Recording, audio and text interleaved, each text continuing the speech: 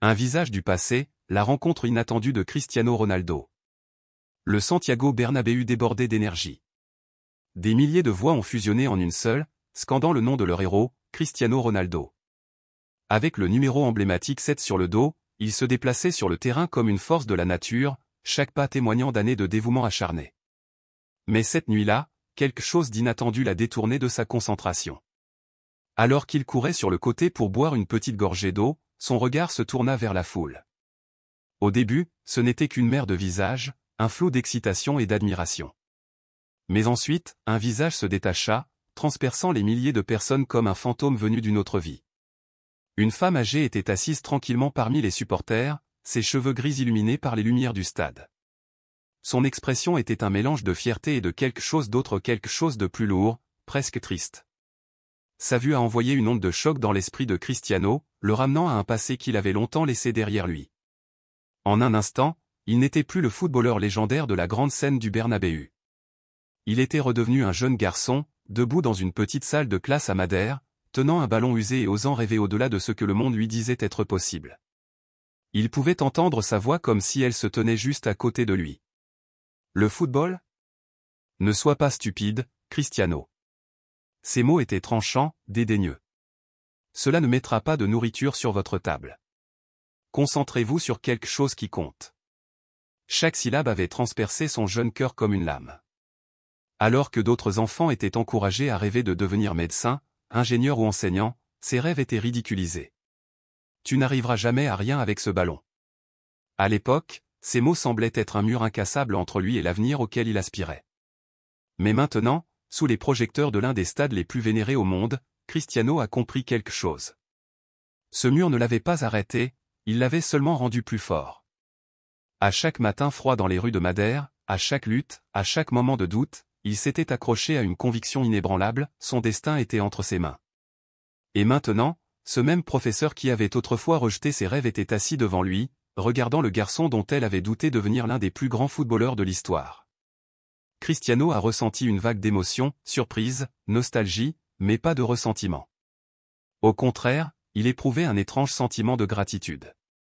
Peut-être, sans s'en rendre compte, ces paroles décourageantes avaient-elles été le moteur qui l'avait poussé à prouver à tout le monde qu'il avait tort. Au coup de sifflet final, signalant une victoire décisive 3-0, le stade a éclaté de joie. Mais pour une fois, Cristiano ne pensait pas au match. Ses coéquipiers applaudissaient, la foule rugissait, mais il restait concentré sur une chose, la femme dans les gradins. Déterminé à ne pas laisser passer ce moment, il a fait signe à la sécurité et leur a demandé de l'amener au vestiaire. Alors qu'elle approchait, ses pas lents mais délibérés, il vit le poids du temps dans ses mouvements. Pourtant, il y avait autre chose dans ses yeux, quelque chose qui n'existait pas auparavant. Cristiano lui sourit chaleureusement et l'embrassa sans hésitation. « Maître Lucia. Quelle surprise de vous voir ici. Comment allez-vous » La vieille femme laissa échapper un petit rire, touchée par sa gentillesse. « Oh, Cristiano, la vie a avancé, comme toujours. J'ai continué à enseigner, j'ai vu les années passer trop vite et j'ai suivi ton parcours de loin. » Elle étudia l'homme devant elle, pas seulement l'icône mondiale, mais le même garçon déterminé avec du feu dans le cœur. « Tu es devenu un homme incroyable, dit-elle, sa voix remplie d'une véritable admiration. Je suis tellement fier de toi. Tu as prouvé que rien ne pouvait te gêner. » L'expression de Cristiano s'adoucit, ses yeux reflétant des émotions qu'il laissait rarement transparaître. « Ce n'était pas facile, a-t-il admis. Il y a eu beaucoup de sacrifices, beaucoup de moments de doute.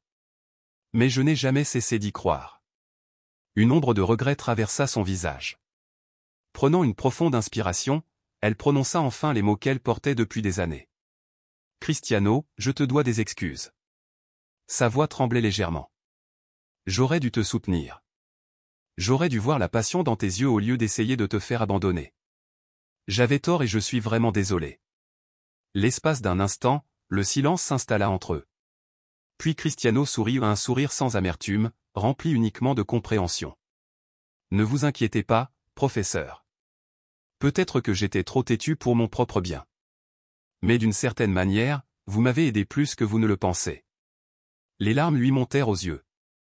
Sans hésitation, elle tendit la main et l'embrassa une fois de plus. « Dès le moment où j'ai réalisé mon erreur, je me suis fait une promesse, murmura-t-elle. J'ai juré de ne plus jamais rejeter le rêve d'un enfant. Aussi impossible que cela puisse paraître, chaque rêve a de la valeur. Et toi, Cristiano, tu me l'as appris. Tu n'es pas seulement le meilleur footballeur du monde, tu as un cœur qui inspire des millions de personnes. Cristiano a retenu ses propres émotions, sentant la chaleur de ce moment s'installer au plus profond de son âme.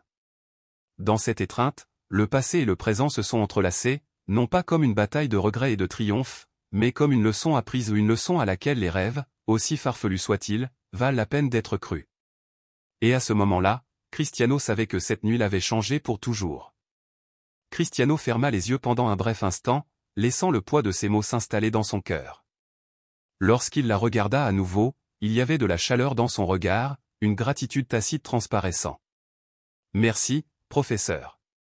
Cela signifie vraiment tout pour moi, a-t-il dit, sa voix portant la sincérité d'un élève qui aspirait à cette reconnaissance. Lucia sourit, les yeux remplis de larmes. Le bruit du stade s'estompa au second plan, se dissolvant dans le néant.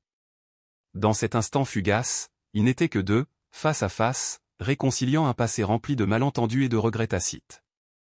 À travers le temps, les erreurs avaient perdu leur arête vive, remplacées par une nouvelle compréhension. Désormais, en présence du pardon et de l'admiration mutuelle, le passé ne les retenait plus captifs. Cristiano sentit la vibration familière de son téléphone dans sa poche. Un coup d'œil à l'écran lui apprit qu'il s'agissait d'un appel important.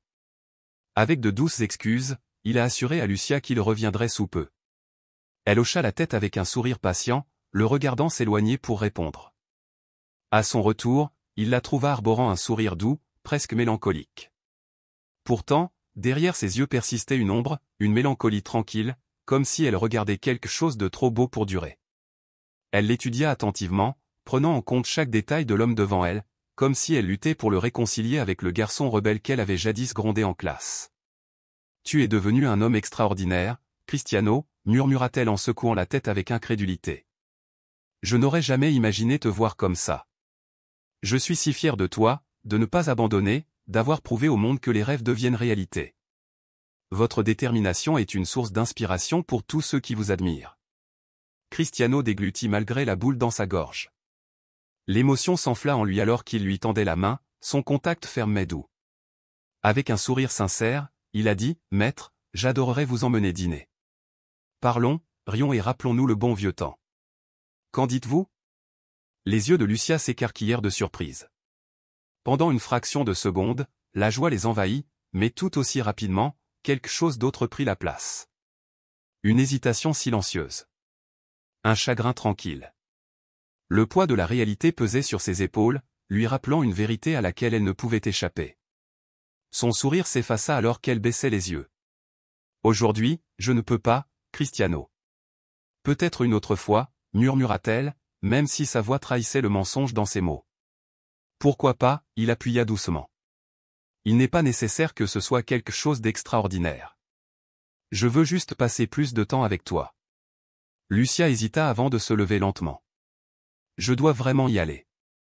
Mais je suis vraiment heureux de pouvoir te revoir. » Elle se tourna pour partir, mais juste au moment où elle atteignait la porte, Cristiano parla à nouveau, sa voix ferme mais remplie d'émotion. « Maître, je suis au courant de votre maladie. » Lucia se figea. Son corps se raidit, comme si ces mots lui avaient jeté un vent glacial. Pendant un long moment, elle resta immobile, son cœur battant dans sa poitrine. Lentement, elle se tourna vers lui, son expression empreinte de choc et de vulnérabilité. « J'étais tellement ravi de te revoir que je voulais en savoir plus sur ta vie, » a admis Cristiano, sa voix plus douce maintenant. « J'ai remarqué que quelque chose était différent où tu avais l'air, accablé. Alors, j'ai demandé à mon équipe d'examiner la question. Ils m'ont tout dit. » Lucia posa une main tremblante sur son cœur, submergée par le poids inattendu d'être vue ou de compter pour quelqu'un. Une larme coula sur sa joue, non pas par tristesse, mais parce qu'elle réalisait qu'elle n'était pas oubliée. « Je ne voulais pas que tu le saches, » avoua-t-elle dans un murmure. « Je ne voulais pas que tu te souviennes de moi comme ça. » Cristiano secoua la tête et s'approcha. Ses yeux, remplis à la fois de tendresse et d'une détermination sans faille, soutenaient les siens. « Maître, vous ferez toujours partie de mon histoire, rien ne changera jamais cela. Et vous n'êtes pas seul. Laissez-moi vous aider. » Lucia baissa les yeux, luttant pour contenir les émotions qui montaient en elle. Cristiano prit doucement ses mains fragiles dans les siennes, sentant la texture délicate de la peau vieillie par le temps. Dites-moi, professeur. Qu'est-ce que c'est exactement?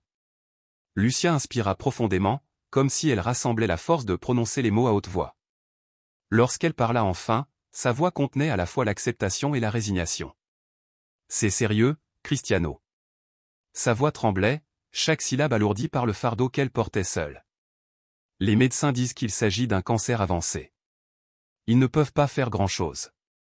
La seule option est un traitement coûteux, que je ne peux pas me permettre. Et je ne veux devenir un fardeau pour personne. Elle le dit avec une détermination tranquille, comme si prononcer ces mots avec suffisamment de conviction les rendrait moins douloureux. Les yeux de Cristiano s'écarquillèrent. Sa voix se brisa lorsqu'il murmura « Je vais t'aider. Je veillerai à ce que tu reçoives le meilleur traitement, de la part des meilleurs médecins. » Lucia hésita et secoua la tête. « Je n'ai aucun moyen de te rembourser. Je ne peux pas me permettre d'être une autre obligation pour toi. » Cristiano lui serra doucement la main, son expression inébranlable. « Vous ne me devez rien, professeur. Dans la vie, chaque histoire a un but. Peut-être que c'est le mien, être là pour vous maintenant, tout comme vous étiez là pour moi avant. Aucun de nous ne traverse la vie seul, et je ne te laisserai pas non plus combattre cela seul. » Quelques jours plus tard, Lucia s'est retrouvée dans une clinique prestigieuse, entourée d'une équipe de spécialistes de haut niveau, tous organisés par Cristiano. Les traitements ont commencé dans l'espoir de soulager ses souffrances et, même si l'avenir restait incertain, quelque chose en elle avait changé. La peur et la solitude qui pesaient si lourdement sur son cœur disparaissaient lentement, remplacées par quelque chose qu'elle n'avait pas ressenti depuis longtemps, l'espoir. Cristiano ne l'a jamais quitté. Son équipe a suivi chaque étape de ses progrès, s'assurant qu'elle ne recevait que les meilleurs soins. Mais pour lui, c'était plus qu'un geste de gratitude. Il ne l'a jamais dit à haute voix, mais au fond, il savait qu'aider Lucia n'était pas un acte de charité. C'était quelque chose qu'il se sentait obligé de faire, quelque chose que la vie avait mis sur son chemin pour une raison. Alors que Lucia était allongée sur son lit d'hôpital, elle repensait au passé, à l'époque où Cristiano n'était qu'un garçon avec un rêve impossible. Un rêve qu'elle avait essayé d'éteindre avec ses mots, sans se rendre compte que le feu en lui ne s'éteindrait jamais. Elle lui avait autrefois fermé les portes, et maintenant, il lui avait ouvert une porte qu'elle n'aurait jamais cru possible. À ce moment-là, elle a compris une vérité profonde, la vie a tendance à boucler la boucle. Parfois, ce sont précisément les personnes que nous rejetons ou sous-estimons qui reviennent nous relever lorsque nous sommes tombés. La leçon était claire, personne ne peut prédire quand il aura besoin de la gentillesse d'autrui. Et en fin de compte, notre vraie valeur ne se mesure pas par ce que nous prenons, mais par ce que nous donnons. Cristiano a prouvé que le succès ne consiste pas seulement à réaliser ses propres rêves, mais aussi à aider les autres à réaliser les leurs. Et ce faisant, il avait donné à Lucia quelque chose de bien plus grand qu'un simple traitement, il lui avait donné une raison de se battre. Qu'en penses-tu? Partagez vos réflexions dans les commentaires. Et n'oubliez pas de vous abonner, d'appuyer sur le bouton j'aime et d'activer les notifications pour ne manquer aucune vidéo. Un gros bisou.